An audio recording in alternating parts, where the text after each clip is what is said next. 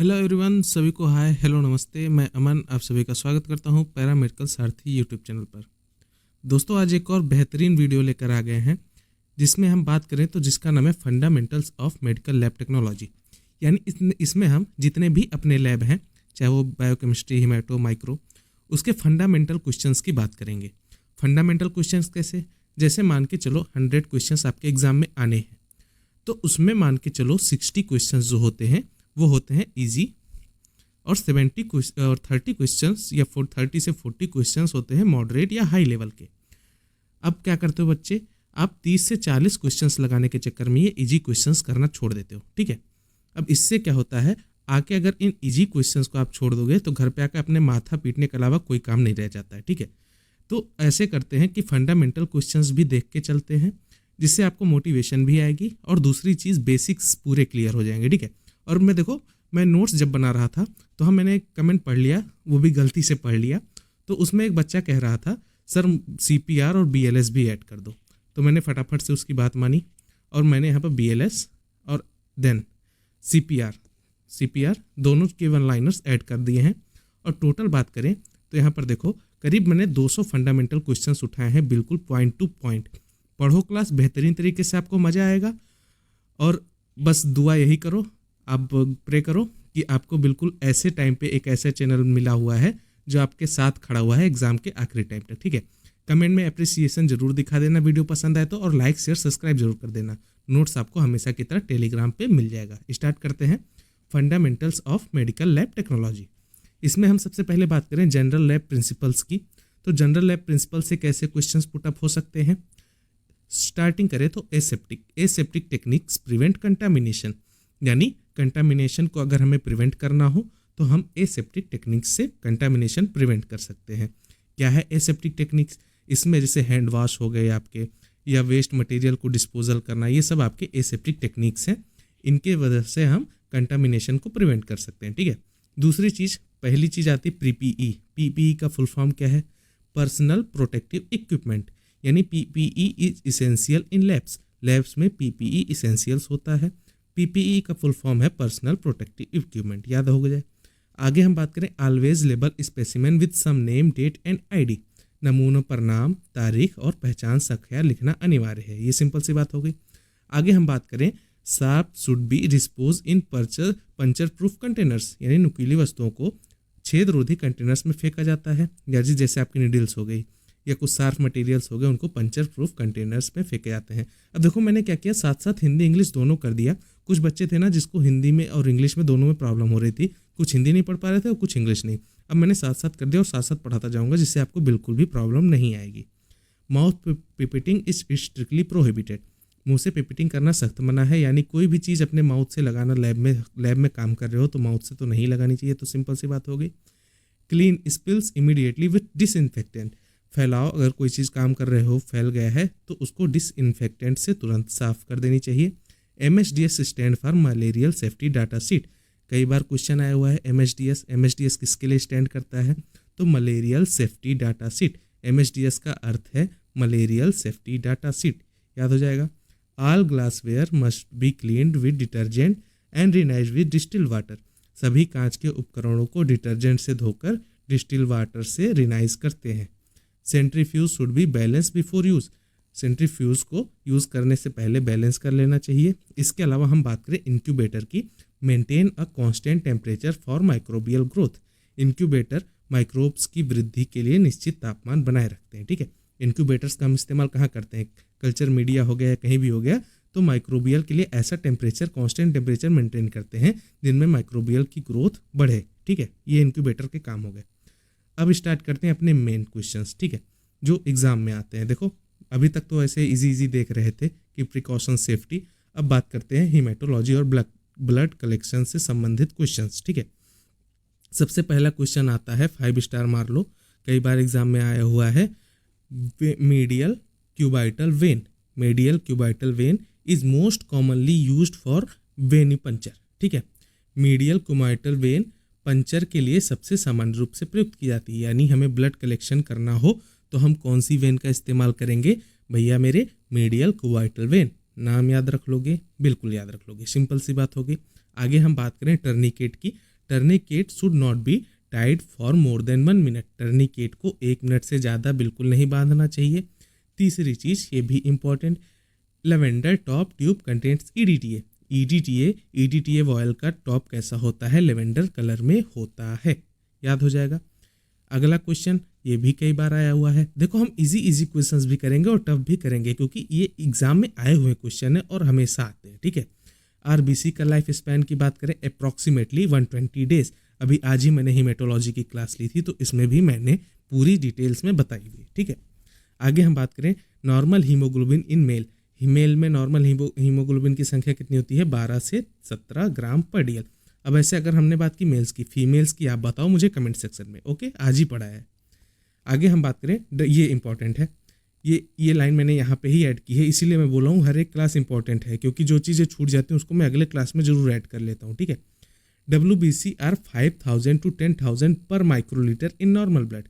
वहाँ देखो WBC के हमने नॉर्मल रेंज की बात की थी, तो सामान्य रक्त में WBC की संख्या 5000 से 10,000 पर माइक्रोलीटर होती है, याद कर लोगे, ठीक है। Platelet are essential for blood clotting. Platelet जो होते हैं ब्लड क्लॉटिंग के लिए आवश्यक है। ब्लड क्लॉट कौन कराता है? प्लेटलेट कराता है, ठीक है। ESR is measured using western gun और विंट्रो मेथड। ये भी मैंने बताया था, एक ओपन होता है, एक दोनों साइड से क्लोज होता है, एक साइड से क्लोज होता है, एक दोनों साइड से ओपन होता है, ठीक है। ये भी मैंने बिल्कुल ट्रिक के साथ बताया है। अगर देखो इन दोनों का काम क्या होता है, erythrocyte sedimentation rate, ESR erythrocyte sedimentation rate, ये कब होता है? ये मेनली इन्फ्लामेशन या सूजन वगैरह में ESR बढ़ा हुआ मिलता है, उसी को नापने के लिए वेस्टर्न गन या विंट्रोब मेथड का इस्तेमाल करते हैं। अगर दोनों ऑप्शन में आ जाए तो कंफ्यूज मत होना, वेस्टर्न गन ज़्यादा इस्तेमाल करते हैं विंट्रोब के मुकाबले, ठीक है। आगे हम बात करें reticulocyte count, help assess bone marrow activity, ठीक है।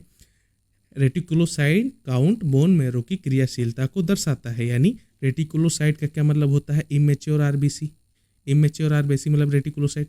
ये रेटिकुलोसाइट काउंट अगर हम करेंगे तो बोन मैरो की एक्टिविटी, बोन मैरो में क्या होता है? आपका आरबीसी का निर्माण होता है, तो बोन मैरो में जब आरबीसी बनेगी तो क्या आरबीसी पहले तो इमेच्योर रहेगी, तो सिंपल सी बात है रेटिकुलोसाइट काउंट बोन मैरो की क्रियाशीलता को, एक्टिविटी को प्रदर्शित करेगा, ये सिंपल सी बात होगी।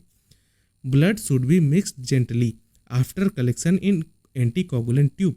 देखो जब भी ब्लड को हम एंटीकोगुलेंट ट्यूब में हम कलेक्ट करते हैं तो हम बोलते हैं कि उसको अच्छे से मिक्स कर लो, उससे क्या होगा, जो एंटीकोगुलेंट है वो ब्लड में अच्छे से मिक्स हो जाएगा और ब्लड क्लॉट नहीं होगा, ये चीज़ें याद हो जाएंगी।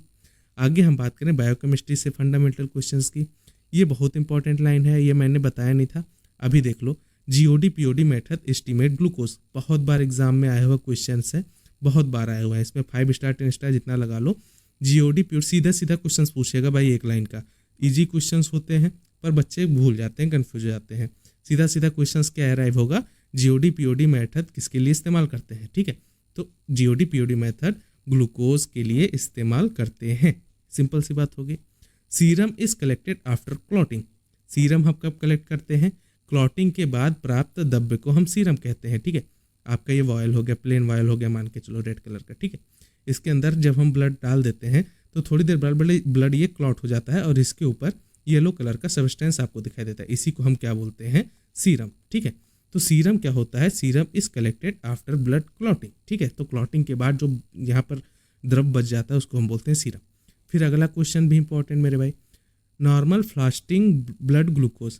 नॉर्मल फास्टिंग ब्लड ग्लूकोज यानी अगर हम कुछ नहीं खाए सुबह से, उस टाइम अगर हमने ग्लूकोज को नपवाया, जिसको हम बोलते हैं फास्टिंग शुगर लेवल, तो ये कितना होता है? 70 से 100 mg पर DL होता है, रेंज याद रख लेना, ठीक है। आगे हम बात करें, देखो ये बहुत इंपॉर्टेंट क्वेश्चन है, सीधे सीधे आते हैं। LFT के अंदर कौन कौन से टेस्ट इंक्लूड किए जाते हैं? ये आपका DMLT या BMLT के सब्जेक्टिव एग्जाम्स होते हैं, तो यहाँ ये मोस्ट सुपर हिट क्वेश्चंस होते हैं।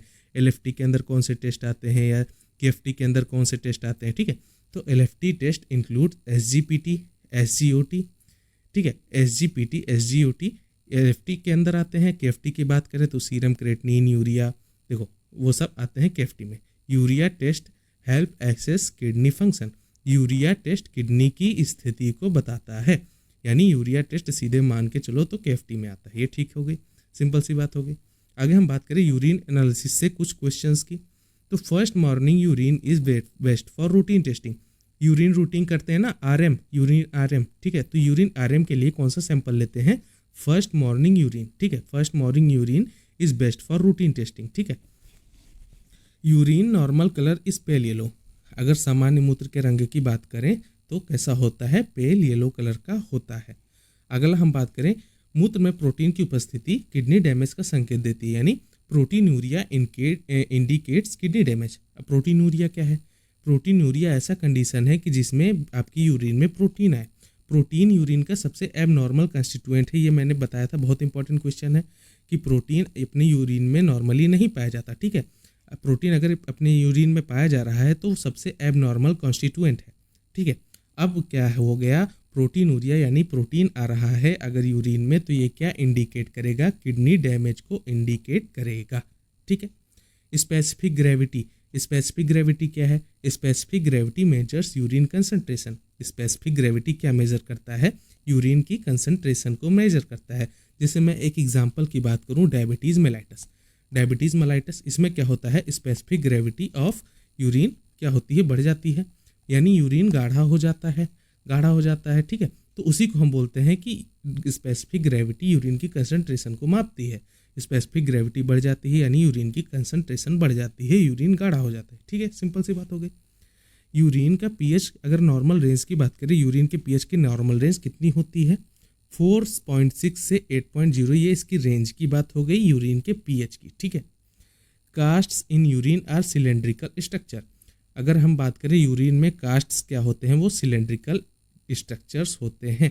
कई बार स्ट्रक्चर पे क्वेश्चन आया है कि कास्ट के स्ट्रक्चर कैसे होते हैं यूरिन में, तो सिलेंड्रिकल स्ट्रक्चर्स होते हैं। आगे हम बात करें, ketone in urine suggest diabetes और स्टारवेशन, ठीक है।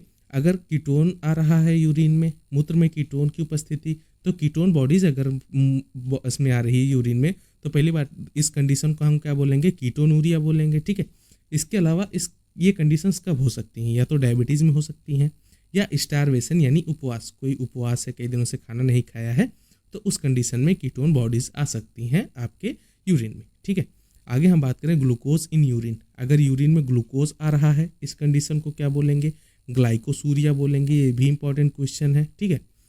Urine culture identifies UTI causing bacteria. Urine culture हम क्यों करते हैं? इससे यूरिनरी इन्फेक्शन के बैक्टीरिया पहचाने जाते हैं, ठीक है। यूटीआई कॉजिंग बैक्टीरिया यानी यूरिनरी इन्फेक्शंस के बैक्टीरिया हम पहचानते हैं किससे? यूरिन कल्चर से, ठीक है। आगे हम बात करें, नाइट्राइट पॉजिटिव यूरिन में indicate bacterial infection. Nitrite positive urine क्या करता है? बैक्टीरियल इन्फेक्शन का संकेत हो सकता है। देख लो कितनी बेहतरीन तरीके से हम क्वेश्चंस कर रहे हैं, इंग्लिश और हिंदी। अब तो दोनों को, आप चाहे हिंदी मीडियम से हो, इंग्लिश मीडियम से हो, अब तो कोई प्रॉब्लम नहीं होगी ना। अगर नहीं होगी तो एक बार अप्रिसिएशन कमेंट जरूर कर देना, ठीक है। आगे देखो, माइक्रोबायोलॉजी से क्या क्या क्वेश्चंस बन सकते हैं। ग्राम स्टेनिंग की बात करें, ग्राम स्टेन क्या करता है? डिफ्रेंशिएट्स बैक्टीरिया, ठीक है।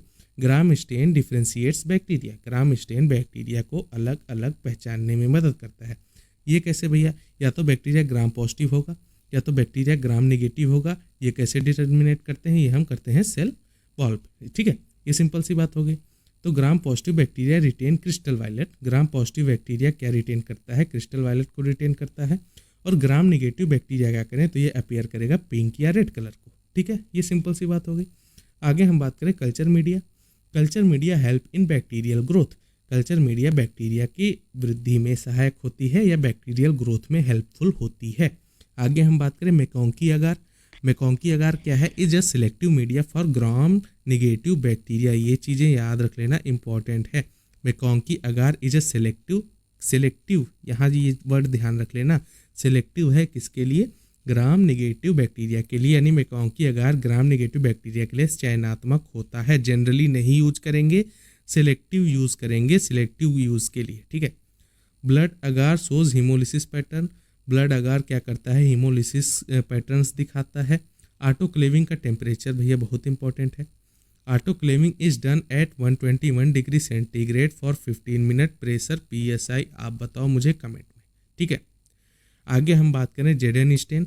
जेडन स्टेन किसके लिए इस्तेमाल करते हैं? AFB के लिए इस्तेमाल करते हैं। AFB यानी एसिड फास्ट बैसिलाई, जिसको हम बोलते हैं acid fast bacilli. Acid fast bacilli example क्या हुआ गया, जैसे माइकोबैक्टीरियम ट्यूबरकुलोसिस, सिंपल सी बात हो गई। टीबी का बैक्टीरिया, ये क्या होता है, एएफबी होता है, एसिड फास्ट बेसिलाई होता है। इसके लिए हम कौन सा स्टेन इस्तेमाल करते हैं, एएफबी स्टेन या जेडएन स्टेन इस्तेमाल करते हैं। Incubation provides suitable temperature for growth. Incubation क्या प्रोवाइड करता है, सूटेबल टेम्परेचर प्रोवाइड करता है ग्रोथ के लिए, ठीक है। इंक्यूबेशन के अंदर हम बैक्टीरिया को रख देते हैं, उसको सूटेबल टेम्परेचर प्रदान कर देते हैं, जिससे उसकी ग्रोथ अच्छी होती है, ठीक है। Sterilisation kills all form of microbial life. Sterilisation सभी सूक्ष्म जीवों को समाप्त कर देता है, ये लाइन भी याद रख लेना। आगे बात करें सीरोलॉजी इम्यूनोलॉजी से, इससे भी वन लाइनर्स देख लेते हैं। इसका मैं कल स्पेसिफिक वन लाइनर्स ला रहा हूँ, ठीक है। इसका मैं कल स्पेसिफिक वन लाइनर्स का वीडियो आ जाएगा, बोथ एक ही में, सीरोलॉजी और इम्यूनोलॉजी का, ठीक है। उसमें भी हम करीब 100-200 इसके भी इम्यूनोलॉजी से भी क्वेश्चंस देख लेंगे, क्योंकि अच्छे क्वेश्चंस बनते हैं, ठीक है। आगे हम बात करें, ELISA is use to detect antigen और एंटीबॉडी। एलिजा हम क्यों करते हैं, डिटेक्ट करने के लिए एंटीजन्स को या एंटीबॉडीज को, ठीक है। HIV testing is commonly done by ELISA. HIV testing किससे कॉमनली डन होती है, एलिजा से। HIV परीक्षण समानता एलिजा से किया जाता है। HIV फुल फॉर्म बताओ भैया, HIV ह्यूमन इम्यूनो वायरस, ठीक है। और एड्स का फुल फॉर्म क्या है, एक्वायर्ड इम्यूनो डेफिशिएंसी सिंड्रोम। ये फुल फॉर्म्स याद रखना, कई बार तो इसी क्वेश्चन आ जाते हैं। आगे हम बात करें, agglutination is a visible clumping reaction. Agglutination एक दिखाई देने वाली क्लम्पिंग प्रक्रिया है। दिखाई देने वाली मतलब बात करें तो ये आपने लिया स्लाइड, यहाँ पर आपने एक ब्लड ग्रुप डाला, एक ड्रॉप डाला ब्लड, यहाँ पर डाला आपने दूसरा ड्रॉप ब्लड, यहाँ पर डाला आपने तीसरा ड्रॉप ब्लड, ठीक है। अब इस पर डाला आपने एंटी सीरा ए, एंटी बी और एंटी डी। अब देखोगे मान लो एक लॉट कर गया, इसको हम क्या बोलते हैं, इसको हम बोलते हैं एग्लूटिनेशन, ठीक है। यानी क्लम्प हो रहा है तो इसको हम बोलते हैं एग्लूटिनेशन। तो ये क्या आपको अपने आँख से देख रहे हो तभी तो बता पा रहे हो कि भैया कौन सा ब्लड ग्रुप है, तो वही सिंपल सी बात हो गई कि agglutination is a visible clumping reaction. आगे हम बात करें, बहुत इंपॉर्टेंट क्वेश्चन है वेडाल टेस्ट, बहुत बार एग्जाम में आया हुआ है, ईजी है पर बच्चे गलत कर देते हैं। Widal test is use for typhoid detection. Widal test किसके लिए इस्तेमाल करते हैं, टाइफाइड की पहचान के लिए वेडाल टेस्ट इस्तेमाल करते हैं। RPR या VDRL टेस्ट, ये किसके लिए करते हैं, सिफिलिस डिटेक्शन के लिए करते हैं। RPR या VDRL टेस्ट सिफिलिस की डिटेक्शंस के लिए करते हैं। क्लिनिकल पैथोलॉजी पे आ जाओ, stool examination reveals parasites and occult blood, यानी स्टूल की जांच परजीवियों या छिपे हुए रक्त को यानी ऑकल्ट ब्लड को दिखा सकती है। Reveals parasites and occult blood. आगे हम बात करें सीमन एनालिसिस की। Semen analysis include count, mortality and morphology. Semen analysis के अंदर क्या क्या होता है, क्या क्या इसके अंदर सीमन का काउंट, सीमन के मोर्टेलिटी और सीमन की मॉर्फोलॉजी स्टडी की जाती है सीमन एनालिसिस के अंदर, याद हो जाएगा। CSF analysis help in diagnosis meningitis. CSF analysis, CSF जांच मेनिंजाइटिस की पहचान करने में सहायक है। CSF को क्या बोलते हैं, सेरिब्रो स्पाइनल फ्लूइड, ठीक है। नॉर्मल कलर इसका कैसा होता है, तो क्लियर होता है CSF का कलर, ये सिंपल सी बात हो गई। इसका अगर हेल्प का करते हैं डायग्नोसिस मेनिंजाइटिस की पहचान के लिए हम CSF की जांच करते हैं, ठीक है। आगे हम बात करें ascitic fluid. Ascitic fluid is collected by paracentesis, ठीक है। एसाइटिक फ्लूइड को कहाँ से निकाला जाता है, इंपॉर्टेंट है, याद कर लेना। एसाइटिक फ्लूइड को पैरासेंटेसिस से निकाला जाता है। आगे हम बात करें प्लूरल फ्लूइड। प्लूरल फ्लूइड की जांच से TB या कैंसर का पता चलता है, यानी pleural fluid analysis help detect tuberculosis और मैलिग्नेंसी। याद कर लेना मेरे भाई, प्लूरल फ्लूइड की जांच से TB या कैंसर का पता चलता है। हिस्टोपैथोलॉजी और साइटोलॉजी पे आ जाओ। Fixation prevents tissue morphology. Fixation tissue की मॉर्फोलॉजी को सेव करता है, फिक्स कर देंगे हम तो टिश्यू की मॉर्फोलॉजी सेफ हो जाएगी, ठीक है, जिससे हमें स्टडी करने में मदद मिलेगी। आगे हम बात करें formalin is the most common fixative. Formalin जो होता है वो सबसे कॉमन फिक्सेटिव है, याद कर लेना, सबसे कॉमन फिक्सेटिव कई बार एग्जाम में आता है तो फॉर्मलिन है। हीमेटॉक्सिलिन स्टेन्स न्यूक्लियस ब्लू। ये दो लाइन तो बहुत इंपॉर्टेंट है और मैं लगभग हर वीडियो में इसको कवर करता हूँ, ठीक है। हीमेटॉक्सिलिन क्या स्टेन करता है, ब्लू न्यूक्लियस, न्यूक्लियस को ब्लू कलर देता है। इयोसिन क्या करता है, साइटोप्लाज्म को स्टेन करता है जिसे पिंक कलर देता है, याद कर लोगे। पैप स्मीयर कहाँ करते हैं, ये भी बहुत बार आया हुआ है PYQ में। Pap smear detect cervical cancer, pap smear से सर्वाइकल कैंसर की पहचान होती है। आ जाओ ब्लड बैंकिंग पे।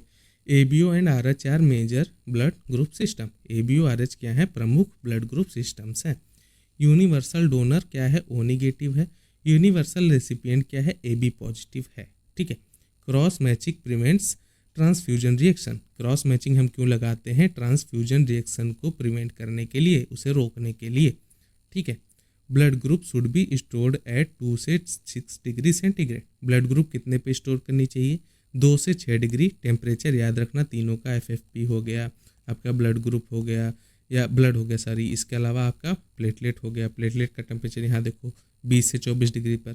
तो ये टेम्परेचर्स याद रखना, ये इंपॉर्टेंट है ब्लड बैंकिंग में। टेम्परेचर के अलावा दूसरा चीज़ क्या इंपॉर्टेंट है, एंटी कोगुलेंट। किसका, ब्लड ग्रुप, ब्लड बैंकिंग के। तो CPDA is an anti coagulant use in blood bank. Blood bank के अंदर सबसे कॉमनली कौन सा एंटी कोगुलेंट यूज़ करते हैं हम, CPDA यूज़ करते हैं। फुल फॉर्म क्या है, सिट्रेट फॉस्फेट डेक्सट्रोज। ये मैंने बता रखा है पूरे ब्लड बैंक के वन लाइनर में, सिट्रेट फॉस्फेट डेक्सट्रोज एडिनिन। ठीक है। ये चीज़ होता है फुल फॉर्म ऑफ CPDA। कितना दिन के लिए एक्सटेंड करता है लाइफ, 35 डेज के लिए। ठीक है। तो ये चीज़ याद रखना। अगर हम बात करें केवल CPD की, तो ये होता है सिट्रेट फॉस्फेट डेक्सट्रोज। ये कितना दिन के लिए, 28 दिन के लिए लाइफ एक्सटेंड कर देता है। ये सिंपल सी बात हो गई CPD और CPDA की। आगे हम बात करें haemolysis. Haemolysis should be avoid in stored blood. संग्रहित रक्त में हीमोलिसिस नहीं होना चाहिए। ठीक है।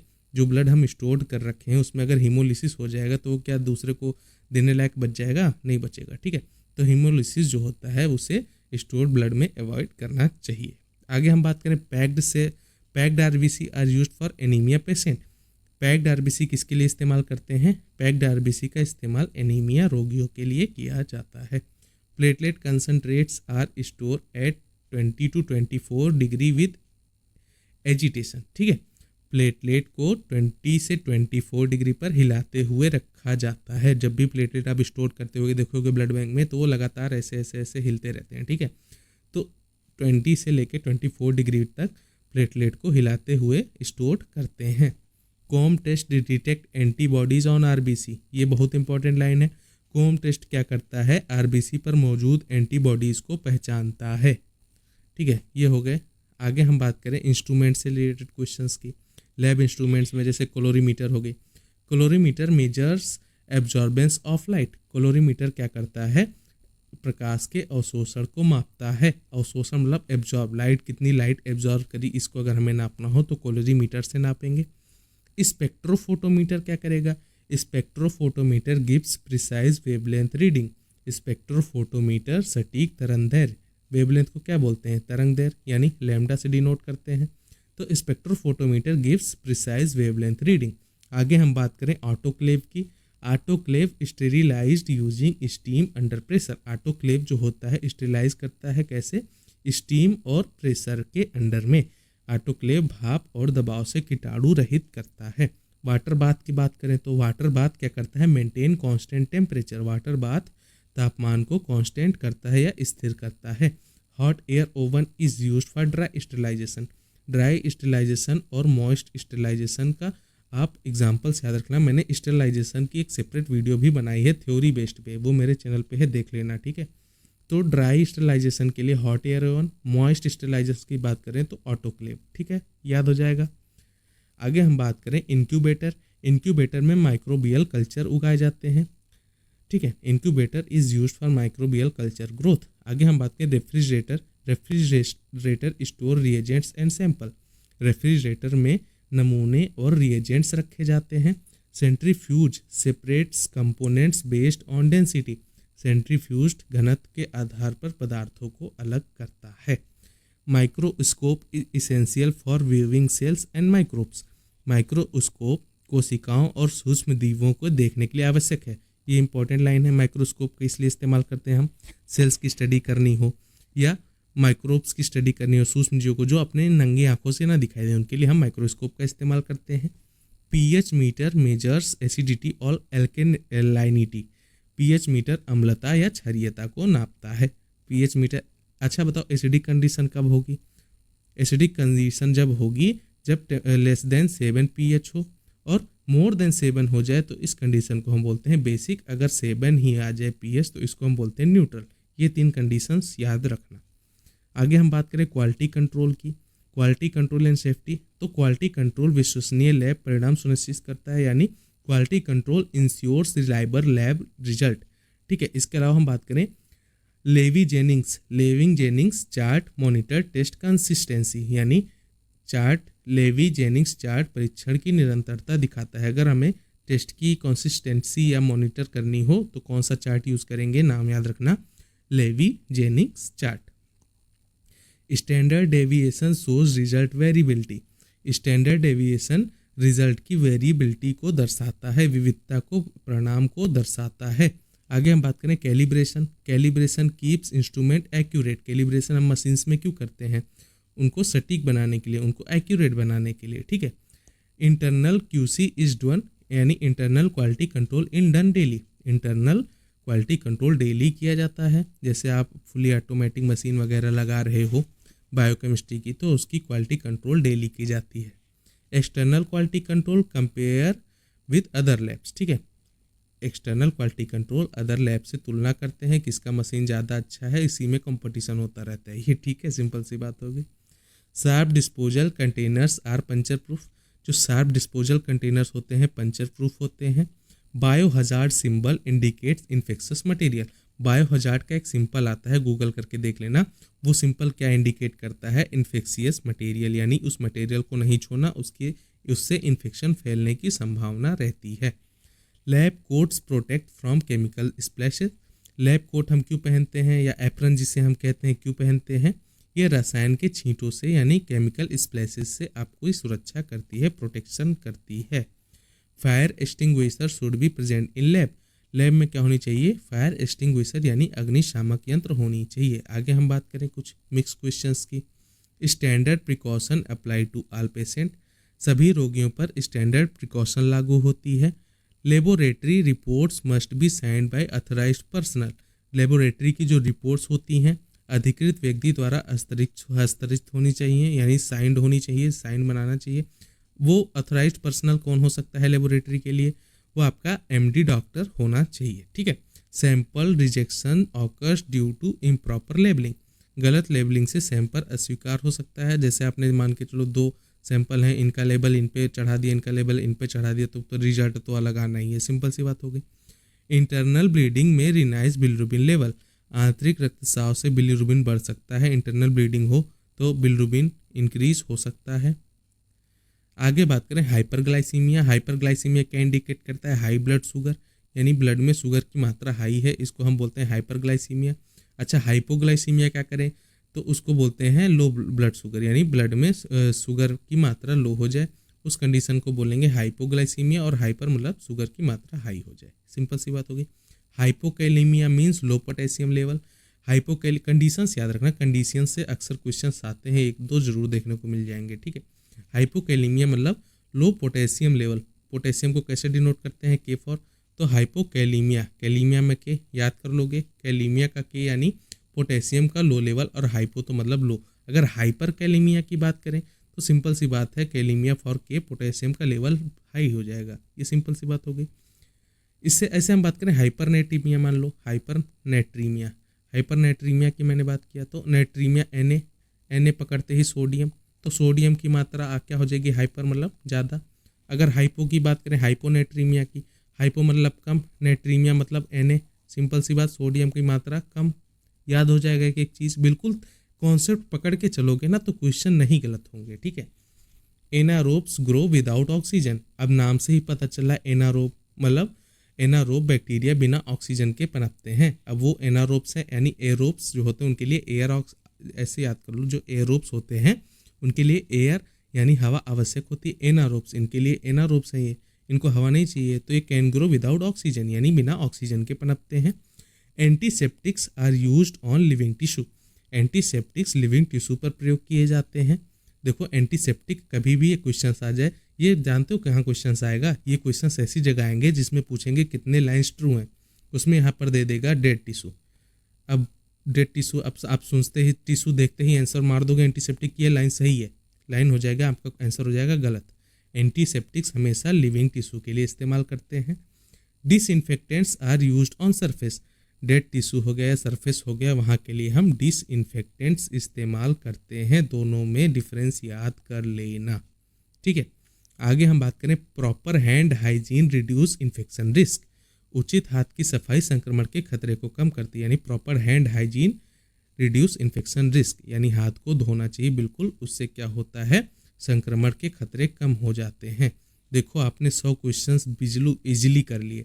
यही चीज़ आप MCQ करके करने जाते, कम से कम आपको 3 क्लास लगते, कितने 30 से 50 मिनट के। अब बताओ आपने मुश्किल से 25 से 30 मिनट में 100 क्वेश्चंस कर लिए, ये बेहतरीन चीज़ है, वो भी बिल्कुल कॉन्सेप्ट थ्योरी चलते हुए।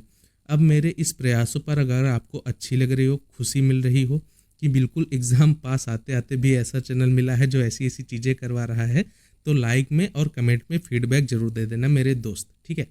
आगे हम बात करें बायोकेमिस्ट्री की। बायोकेमिस्ट्री में कुछ एडवांस क्वेश्चंस देखते हैं मैंने, जैसे GOD और POD मेथड बता दिए, किसके लिए, ग्लूकोज की एस्टिमेशन के लिए। फास्टिंग शुगर भी बता दी मैंने, 70 से 100 होनी चाहिए। इसके अलावा हम बात करें HbA1c। HbA1c क्या देती है, gives average sugar over 3 month, यानी 3 मंथ्स में जितनी भी एवरेज शुगर है वो निकाल के देगी आपका HbA1c टेस्ट, ठीक है। Bilirubin is increased in jaundice. अब सिंपल सी बात है, जॉन्डिस यानी पीलिया में क्या बढ़ता है, बिलिरुबिन बढ़ता है। ये छोटी सी लाइन सबको याद होती है, लेकिन ये PYQ भाई कम 8 से 10 बार आया एग्जाम में कि जॉन्डिस में कौन सा चीज़ बढ़ जाता है, किसकी लेवल बढ़ जाती है, तो बिलिरुबिन की लेवल बढ़ जाती है जॉन्डिस में। Urea and creatinine indicate kidney function. Urea हो गया या क्रिएटिनिन हो गया, ये किडनी की फंक्शन को दर्शाते हैं। अगर मान लो क्रिएटिनिन बढ़ा हुआ है तो किडनी क्या होगा, डैमेज की तरफ इशारा करेगा, याद हो जाएगा। ALT AST are liver enzyme. ALT क्या है, AST क्या है, ये क्या है, लीवर के एंजाइम्स होते हैं। इन्हीं का टेस्ट भी हम लगाते हैं लीवर फंक्शन टेस्ट यानी LFT में। Cholesterol is tested for heart risk. Cholesterol हम क्यों टेस्ट करते हैं, हार्ट रिस्क के लिए। देखो इसमें क्या क्वेश्चन आता है, एक LDL लो डेंसिटी और एक HDL, ठीक है। क्वेश्चन यही बार बार रिपीट होता है कई बार एग्जाम में। इसमें गुड कोलेस्ट्रॉल कौन सा है, बैड कोलेस्ट्रॉल कौन सा है। LDL है आपका बैड कोलेस्ट्रॉल, याद कर लेना, और HDL है आपका गुड कोलेस्ट्रॉल, ठीक है। इन दोनों में डिफरेंस याद कर लेना, क्वेश्चन यहीं से बनते हैं। आगे हम बात करें टोटल प्रोटीन। टोटल प्रोटीन में क्या इंक्लूड होता है, आपका एल्ब्यूमिन और ग्लोबुलिन, ठीक है, यानी कुल प्रोटीन में एल्ब्यूमिन और ग्लोबुलिन शामिल होते हैं। इलेक्ट्रोलाइट पैनल में क्या क्या इंक्लूड होते हैं, सोडियम होता है, पोटेशियम होता है, क्लोराइड होता है और बाइकार्बोनेट होता है, ठीक है। इलेक्ट्रोलाइट्स में सबका सोडियम, पोटेशियम, क्लोराइड और बाइकार्बोनेट शामिल होते हैं। Calorimetric method is widely used for biochemistry. Biochemistry में हम कैलोरीमेट्री व्यापक रूप से इस्तेमाल करते हैं, वाइडली यूज्ड करते हैं कैलोरीमेट्रिक विधि, ठीक है। आगे हम बात करें एंजाइम और हार्मोन से कुछ रिलेटेड क्वेश्चंस। तो एमाइलेज इज इंक्रीज्ड इन पैनक्रिएटाइटिस। पैनक्रिएटाइटिस में क्या बढ़ जाता है, एमाइलेज बढ़ जाता है। और lipase is more specific for pancreas. Lipase विशेष रूप से पैनक्रियाज से संबंधित होता है। अब सर जी ये 2 लाइन क्या बता दी आपने। पैनक्रियाज क्या होता है, जो पैनक्रियाज ग्लैंड होता है ये क्या होता है, ये 2 तरीके का होता है, एक एक्सोक्राइन भी होता है, एक एंडोक्राइन भी होता है, दोनों होता है पैनक्रियाज, ठीक है। पैनक्रियाज दोनों टाइप का होता है। एंडोक्राइन से क्या होता है भैया, आपके हार्मोन निकलते हैं। एक्सोक्राइन से क्या होता है, आपका एंजाइम निकलते हैं, ठीक है। तो हम बात कर रहे हैं यहाँ पर एंजाइम की, जैसे एमाइलेज हो गया, लाइपेज हो गया, तब ये एंजाइम्स हैं, ये किससे संबंधित होंगे, सिंपल सी बात है पैनक्रियाज से संबंधित होंगे। अब बिल्कुल, अब बताओ नहीं समझ में आया, आ गया ना, ठीक है। TSH का, अच्छा हाँ, एंडोक्राइन जो पैनक्रियाज था उससे कौन सा हार्मोन निकलेगा, 2 हार्मोन निकलते हैं, ग्लूकागान निकलता है और इंसुलिन निकलता है। इंसुलिन कहाँ से निकलता है, आपके आइसलेट्स ऑफ लैंगरहैंस से निकलता है, यानी लैंगरहैंस की दीपिकाओं से निकलता है। एक एक चीज़ क्लियर है। इंसुलिन क्या करता है ये भी आपको पता है, ब्लड में ग्लूकोज की मात्रा को घटाता है। एक एक चीज़ बिल्कुल बेसिक टू एडवांस पढ़ के रखो। TSH क्या है, TSH controls thyroid hormone level. TSH क्या कंट्रोल करता है, थायराइड हार्मोन के लेवल को नियंत्रित करता है। इंसुलिन डिक्रीज ब्लड ग्लूकोज, अभी मैंने बताया इंसुलिन क्या करता है, ब्लड में ग्लूकोज की मात्रा को घटाता है। Cortisol is a stress hormone, ये इंपॉर्टेंट लाइन है, कई बार एग्जाम में क्वेश्चन आया हुआ है, स्ट्रेस हार्मोन का नाम बताओ, स्ट्रेस हार्मोन का नाम है कॉर्टिसोल, ठीक है।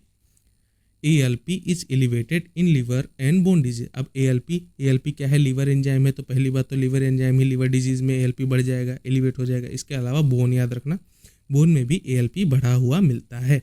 CKMB मार्कर मैंने बताया था, CKMB कब दिखेगा, जब भी आपको हार्ट अटैक आ जाएगा तो CKMB is used for diagnose heart attack. ये हार्ट अटैक में डायग्नोज करने में हेल्प करता है। इसके अलावा कौन सा टेस्ट लगाते हैं, ट्रोपोनिन T और ट्रोपोनिन I, ये दोनों टेस्ट भी कब लगाते हैं, आपके हार्ट अटैक रिस्क में। ठीक है, ये चीज़ें याद रख लेना। ट्रोप T और ट्रोप I भी हार्ट अटैक से रिलेटेड है, यानी हार्ट अटैक को और क्या बोल सकते हैं, मायोकार्डियल इन्फ्रैक्शन। ठीक है, ये चीज़ें याद रखना, बिल्कुल पॉइंट टू पॉइंट बता रहा हूँ। इसी को हार्ट अटैक बोलते हैं। CKMB भी हार्ट अटैक में दिखेगा। ट्रोप T और ट्रोप I भी टेस्ट जहाँ भी लगाते हैं, ट्रोप T और ट्रोप I ये भी हार्ट अटैक के रिस्क में ही लगाते हैं। ठीक है, hormones are secreted by endocrine gland. Hormone कहाँ से सिक्रेट होती है, एंडोक्राइन ग्लैंड से सिक्रेट होती है। Parathyroid hormone reducing calcium. Parathyroid hormone जो होता है कैल्शियम को रिड्यूस करता है, रेगुलेट करता है, सॉरी रिड्यूस बोल रहा हूँ, रेगुलेट करता है। ठीक है, पैराथायराइड हार्मोन कैल्शियम को रेगुलेट करता है। Prolactin help in milk production. ठीक है, अब यहाँ से भी कॉन्सेप्ट समझो। प्रोलैक्टिन PRL, प्रोलैक्टिन की बात करें, क्या करता है, मिल्क की प्रोडक्शन या फॉर्मेशन बोल लो, दोनों एक ही चीज़ है, ये करवाता है। अगर मैं बात करूँ मिल्क इजेक्शन की, मिल्क इजेक्शन ये कौन करवाएगा, ये करवाएगा आपका ऑक्सीटोसिन। मिल्क इजेक्शन तो ऑक्सीटोसिन करवाएगा, लेकिन मिल्क की फॉर्मेशन आपका प्रोलैक्टिन करवाएगा। इन दोनों में डिफरेंस याद रखना, बहुत अच्छा क्वेश्चन अराइव होता है, बच्चे फंसते भी हैं। आगे हम बात करें मॉलिक्यूलर बायोलॉजी से, यहाँ से क्या क्वेश्चंस बनते हैं। DNA की बात करें, DNA कैसा होता है भैया, ऐसा कुछ होता है ना DNA ये क्या होता है DNA। ठीक है, ये क्या डबल स्टैंडर्ड होता है, 2 स्टैंड होते हैं DNA में, सिंपल सी बात है। हेलिक्स मॉडल, ये हेलिक्स इसको हम क्या बोलते हैं, हेलिक्स कुंडलित, तो DNA डबल स्टैंडर्ड हेलिक्स होता है। RNA कैसा होता है, RNA सिंगल स्टैंडर्ड होता है। ठीक है, RNA single standard. PCR amplifies DNA sequence. PCR क्या करता है, DNA सीक्वेंस को एम्पलीफाई करता है। RT-PCR यानी रैपिड PCR का भी यूज़ करते हैं कोविड-19 की डिटेक्शन के लिए, यानी RT-PCR कोविड-19 की पहचान में प्रयोग हुआ था। ये क्वेश्चन आएगा, कोविड-19 से क्वेश्चन आएगा तो आएगा, ये जरूर आएगा, लिख के ले लो कि कौन सा PCR यूज़ किए थे हम कोविड-19 में, तो RT-PCR का इस्तेमाल किया गया था। Gel electrophoresis separates DNA fragment. Gel electrophoresis से क्या सेपरेट करते हैं, DNA के फ्रेगमेंट्स को सेपरेट करते हैं। DNA polymerase is the main enzyme for PCR के लिए मेन एंजाइम का नाम बताओ, DNA पॉलीमरेज, याद कर लोगे। Molecular test are highly sensitive. Molecular test क्या होते हैं, अत्यधिक संवेदनशील होते हैं। Nucleic acid are extracted before PCR। Nucleic acid PCR से पहले निकाल दिए जाते हैं या एक्सट्रैक्ट कर दिए जाते हैं। एगारोज जेल याद रखना इंपॉर्टेंट है। कॉमनली इलेक्ट्रोफोरेसिस के लिए हम कौन सा जेल इस्तेमाल करते हैं, एगोरोज जेल। ये नीट का ये सुपरहिट क्वेश्चन है। अब नीट में आता है तो ज़रूरी नहीं कि आपके इसमें ना आए, आपके इलेक्ट्रोफोरेसिस कोर्स में है। अब इससे ये क्वेश्चन ज़रूर आएगा कि कौन सा जेल इलेक्ट्रोफोरेसिस में इस्तेमाल करते हैं, याद कर लेना मेरे दोस्त, एगोरोज जेल इस्तेमाल करते हैं इलेक्ट्रोफोरेसिस में। प्राइमर क्या इनिशिएट करता है, प्राइमर्स इनिशिएट DNA एम्प्लीफिकेशन इन PCR। प्राइमर्स PCR में DNA की एम्प्लीफिकेशन यानी वृद्धि की शुरुआत करते हैं। ठीक है, इसके अलावा क्वेश्चंस देखें, लेबोरेटरी एथिक्स से या रिकॉर्ड से भी क्वेश्चंस बन सकते हैं, जैसे कॉन्फिडेंशियली मस्ट बी मेंटेन। गोपनीयता बनाए रखना अनिवार्य है, यानी गोपनीयता बनाए रखनी चाहिए। Report should be error free. Report त्रुटि रहित होनी चाहिए। एरर वाला रिपोर्ट दोगे तो पेशेंट का कैसे काम चलेगा। Patient must be verified. रोगी की पहचान सत्यापित करनी चाहिए। Proper labelling avoid mix up. सही लेबलिंग से भ्रम से बचा जा सकता है। जैसे मैंने बताया था, 2 वायर लेके आओ, इसका इस पे चिपका दो, इसका इस पे चिपका दो, तो दिक्कत हो जाएगी। ठीक है, record must be store for legal period. Record को कानूनी अवधि तक सुरक्षित रहना चाहिए। मान लो लीगल पीरियड वाले केस आते हैं, केसेस वाले केस आ रहे, तो उनके रिकॉर्ड्स को स्टोर करना चाहिए। ठीक है, आगे हम बात करें, informed consents is necessary for testing. जहाँ से पहले सूचित सहमति जरूरी होती है। Ethical code protect patients rights. जो एथिकल कोड होता है वो पेशेंट्स के राइट्स को सुरक्षित करता है। Digital record improved accessibility, digital record से पहुंच में सुधार होता है। Audit trail ensures traceability, audit trail से ट्रेसिंग संभव होती है। Lab staff must follow SOP, lab के स्टाफ को एसओपी जरूर फॉलो करनी चाहिए। सीरोलॉजी इम्यूनोलॉजी जैसे कुछ और वन लाइनर्स देखें तो एलिजा एंटीजन देख लिया मैंने, एलिजा क्या डिटेक्ट करता है एंटीजन एंटीबॉडी को, विडाल टेस्ट भी देख लिया हमने, टाइफाइड के लिए इस्तेमाल करते हैं। सीआरपी, ये याद रखना मेरे भाई, सीआरपी जो टेस्ट लगाते हैं किसके लिए लगाते हैं, इन्फ्लामेशन के लिए लगाते हैं। इन्फ्लामेशन नहीं, सूजन का प्रत्येक हमें पता करना हो तो सूजन का संकेतक क्या है, सीआरपी टेस्ट होता है। आरए फैक्टर की बात करें, RA factor is found in rheumatoid arthritis, RA factor rheumatoid arthritis में पाया जाता है। रूमेटाइड अर्थराइटिस क्या है भैया, ऑटो इम्यून डिजीज है, इसमें खुद का प्रतिरक्षा तंत्र अपने शरीर पर हमला कर देता है, ठीक है। तो आरए फैक्टर रूमेटाइड अर्थराइटिस में पाया जाता है। Antigen triggers immune response, antigens क्या करते हैं, इम्यून रिस्पॉन्स को ट्रिगर करते हैं, यानी एंटीजन आपके शरीर में आएगी तो आपका इम्यून रिस्पॉन्स ट्रिगर हो जाएगा और जाके एंटीजन से लड़ेगा, ये चीज़ याद रख लेना।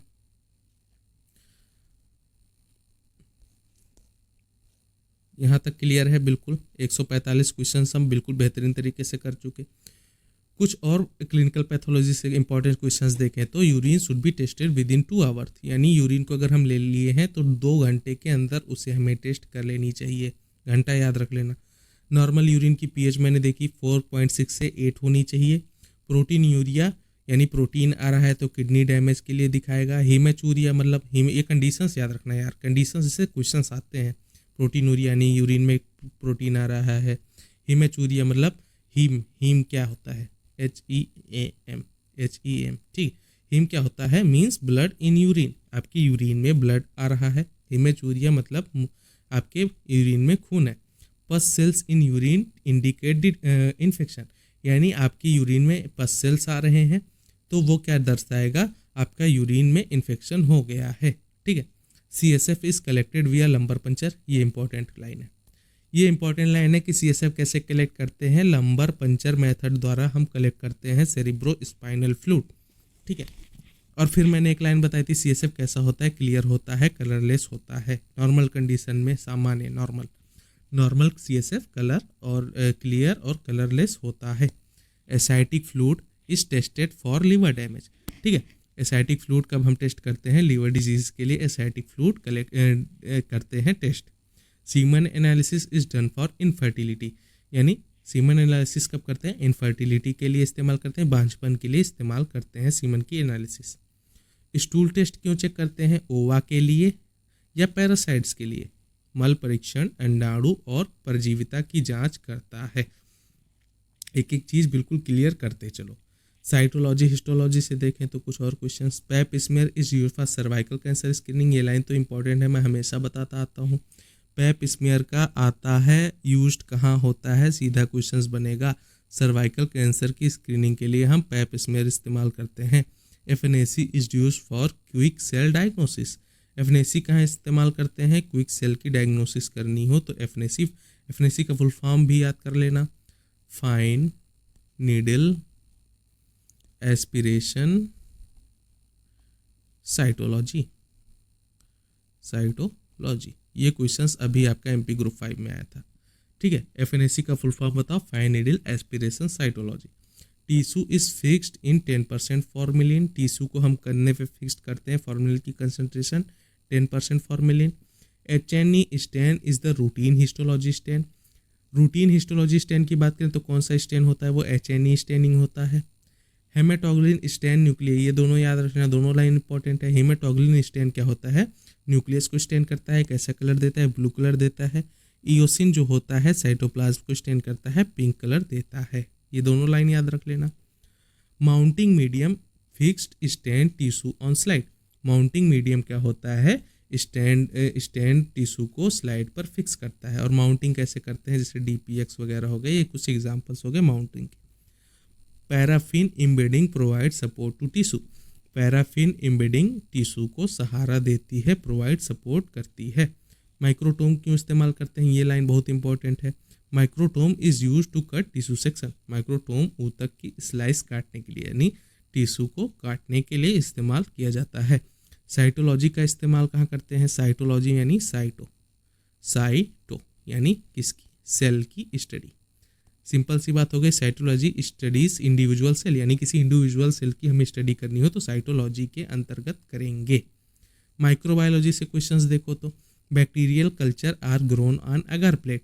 बैक्टीरियल कल्चर को अगार प्लेट्स पर उगाया जाता है, याद कर लोगे।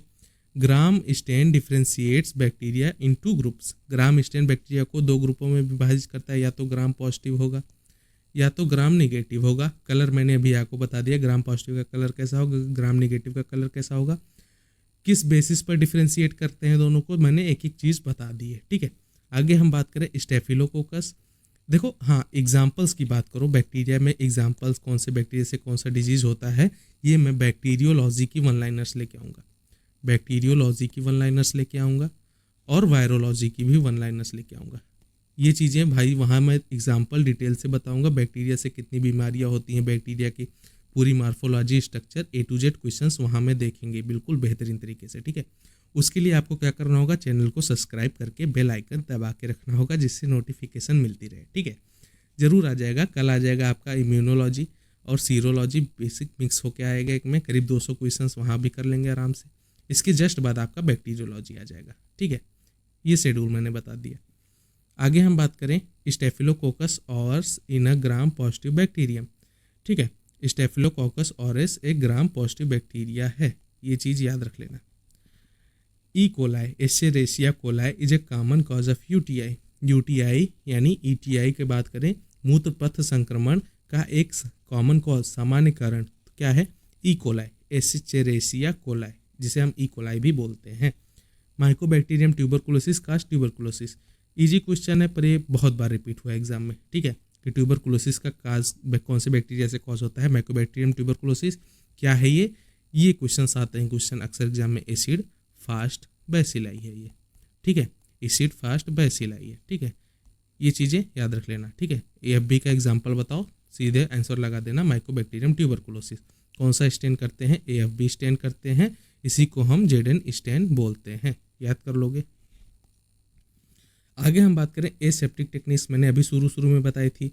कंटामिनेशन को प्रिवेंट करना हो तो एसेप्टिक टेक्निक्स अपनाएंगे, यानी हैंड वॉश वगैरह करेंगे या जो वेस्ट वगैरह है उनको डिस्पोजिट करेंगे। आगे हम बात करें एंटीबायोटिक सेंसिटिविटी टेस्टिंग, जिसको AST बोलते हैं। AST इसका भी फुल फॉर्म पूछा जाता है, एंटीबायोटिक सेंसिटिविटी टेस्टिंग। ये क्या डिटर्मिनेट करता है? Determines effective treatment.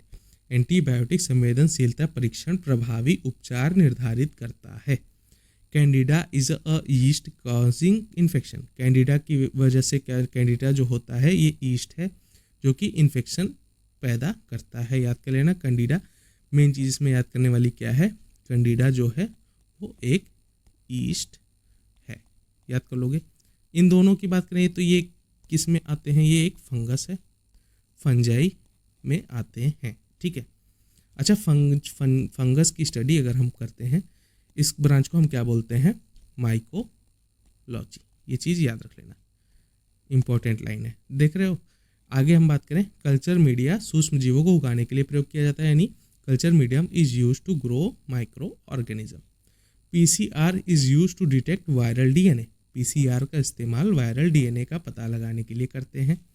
हेमेटोलॉजी से और कुछ क्वेश्चंस की बात करें, CBC includes haemoglobin level. CBC में हीमोग्लोबिन लेवल की सबसे पहले जांच करते हैं। Platelet are essential for blood clotting. Blood clotting के लिए प्लेटलेट इस्तेमाल होते हैं, सबसे ज़्यादा इसेंशियल होते हैं। Anaemia is a characterised by low haemoglobin. Anaemia low haemoglobin से पहचाना जाता है। Leukocytes are WBC। ल्यूकोसाइट्स क्या हैं? वाइट रक्त, सफ़ेद रक्त कोशिकाएं हैं। Reticulocytes are immature red blood cell. मैंने शुरू में बताया था रेटिकुलोसाइट्स क्या है? इमेच्योर रेड ब्लड सेल्स हैं। प्रोथ्रोम्बिन टाइम, जिसको हम PT टाइम भी बोलते हैं, ये क्या होता है? मेजर्स ब्लड क्लॉटिंग, यानी ये ब्लड के रक्त के थक्के को जमने का नाप होता है, प्रोथ्रोम्बिन टाइम। हीमोक्रिट क्या है? हीमोक्रिट को देखो PCV, कई बार क्वेश्चन आता है PCV क्या है, तो PCV को ही हम हीमोक्रिट बोलते हैं, ठीक है, हीमोक्रिट बोलते हैं। तो हीमोक्रिट क्या होता है? Measures the proportion of red blood cell, यानी हीमोक्रिट लाल रक्त कोशिकाओं का अनुपात नापता है।